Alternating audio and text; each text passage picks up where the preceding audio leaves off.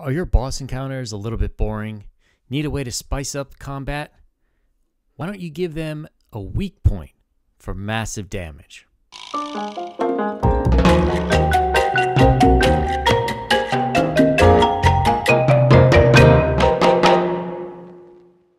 So you've got your boss encounter all built, but you want to make it a little better.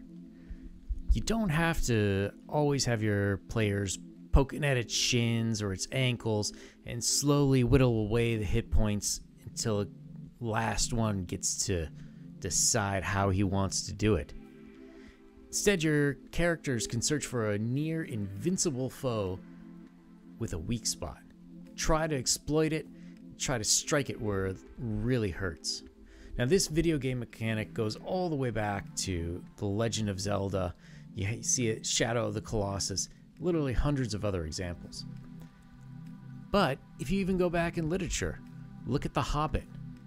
Bard, the archer, shot an arrow into the one chink in Smaug's armor to kill him. Remember how epic that was?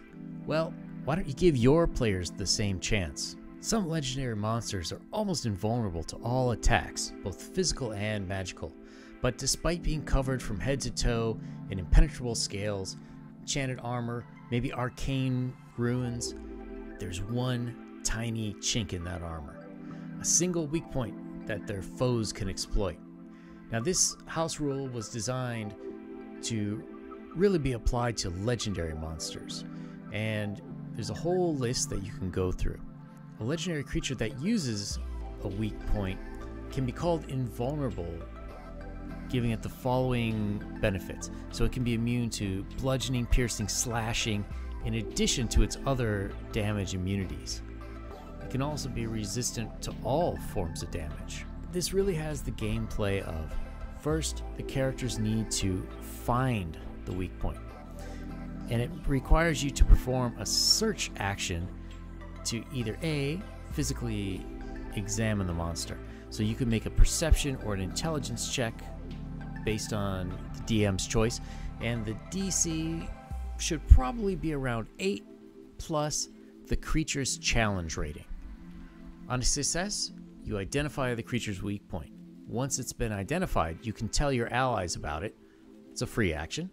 Only a creature that knows the precise location of the creature's weak point can attack it. You can also build this into your character's backstory. So like a bard that has a lot of historical knowledge, there could be famous legends about these legendary enemies. And if they know, maybe they can use an intelligence check equal to DC 8 plus the challenge rating, and instead you could use proficiency in arcana, history, nature, or religion, depending on the type of the creature you want. If they succeed, you can tell the legend and you'll be able to identify that weak point. So once you know where it is, you then get to make... Now the weak point has the same armor class as the creature, and in order to make it weak, the characters will take a -5 penalty to hit the small target. If the attack hits, it ignores the invulnerability and all resistances and deals an additional 10 damage. Or you could have it more, depending on how big the monster is and the size of your party. An attack against the monster's weak point may also confer additional benefits that we'll get into later. Now, sometimes the weak point can be obvious, like, for example, the eye of a beholder, and you can guess it outright. And the DM needs to determine if it's trivial to spot the weak point, if it's something that you can attack without making a check to identify it. You'd still take the -5 penalty to hit because it's a smaller target. If you guess correctly, you would gain those benefits. Once a monster realizes its weak point is being targeted, it's going to do its best to cover that. So a beholder might close that eye, maybe only leaving a tiny slit for it to look through. A dragon might land and wrap a wing around the vulnerable spot on its chest. Or it can use one of its legendary actions or some other kind of bonus action or whatnot to cover up that weak point for maybe one turn. Most creatures that cover their weak point are able to grant that point 3/4 cover. However, some creatures might be able to completely cover the weak point, but you only want to do it for a round or two. If the weak point has total cover, the DM should include a way to remove that cover, such as stunning or frightening the creature. Also, at a DM's discretion, the creature covering its weak points might not be able to make an attack or would have a penalty to the attack. In addition to this above, we have some variations that you could do. So you can stagger the weak points. This allows a creature's weak point to bypass its damage immunities and resistance as normal, but doesn't deal an additional 10 damage. Instead, the creature gains a condition that reduces its ability in combat. So, for example, if you're striking that beholder in the eye, it might be blinded until the start of its next turn. The best conditions that I've found are usually blinded, deafened, poisoned, or prone. The stun condition can also be applied, but only if it lasts until the start of the invulnerable creature's turn. So you don't want to necessarily get rid of turns. Now, you can also have a weak point without an invulnerability.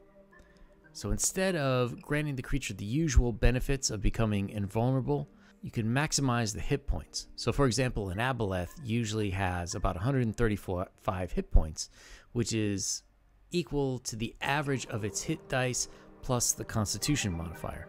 Instead of taking the average, you can max everything out and give it 216 hit points. This alternative method makes it just as viable to damage the creature normally, but introduces a new location that makes it easier to defeat your foe. You can also have a removed invulnerability. This variant gives a weak point its own set of hit points. Once the weak point is destroyed, all the invulnerability granted to the creature is dispelled. So let's say, for an example, you have a character with magical runes that grant it invulnerability. If you damage that rune, let's say the rune has 60 hit points. If you do 60 hit points worth of damage to the rune, then all of a sudden the rest of the creature will take damage as normal. You can also recover the invulnerability. So a monster could have a destructible weak point that recovers all of its hit points when certain conditions are met. For example, a red dragon could inscribe a new rune and protect itself, thus restoring its weak points to full hit points. Or you could have it that whenever that protective rune is destroyed, it restores all the hit points to the creature. You can also have multiple weak points. So let's say, for example, you're dealing with an ancient black dragon. You can have some that are easy to hit and some that are hard. So for example, it may have a weak point in its tail that would require a party member to attack it from behind until that weak point was exhausted, and then a new weak point would show up between its shoulder blades. So you could say one of its scale comes loose after the dragon is able to guard its tail. This new weak point would require the party to get on the dragon's back in order to damage it. Now, sometimes this will lead to a called shot problem. This is because the rules for DnD 5e, the combat is very simplified. It's basically you hit or you don't hit. What we need is the -5 damage in order to make it a little bit more challenging. Now, it can bring up certain intricacies, such as, can a lower level character sort of one-shot an enemy? It's a David and Goliath situation where someone much smaller can kill a much larger foe with a tiny little rock. And that's possible, but that's also up to the DM. Using this system, you can really customize battles depending on your group. If you have a larger group, this is a great way to use enemies that normally your party would blow through. It's also a way to allow your party to attack higher level enemies that they normally couldn't take by providing these extra vulnerabilities. when you're calculating this, it's kind of like adding 2 to the monster's CR rating. So how will your players know about this mechanic? Well, you sort of need to spill the beans beforehand. So A, you could have whoever the quest giver is say that, oh, these things have a vulnerability. You could have that some of your players would know through their religion, through their history, whatnot. You can also make it so that these things are kind of obvious. So for example, you could have a magically enlarged body point, a claw or an eye or whatnot. You can have magic runes that are hidden somewhere on its body, armor that's covered in head to toe, but it's got straps. So if the players think of aiming for the straps, it could even be an old wound or a deep crack or something or another, like a ring of invulnerability that glows while you're fighting. Give your players clues. You also could set up similar but smaller enemies in the region that also have vulnerabilities. So then they get the idea that, aha, if this has a vulnerability, maybe the boss will have the same one. All right, so what do you guys think of this video? Vulnerabilities? Did they add anything to your adventures? Let me know in the comments down below. If you like this video, click thumbs up and subscribe for the next one.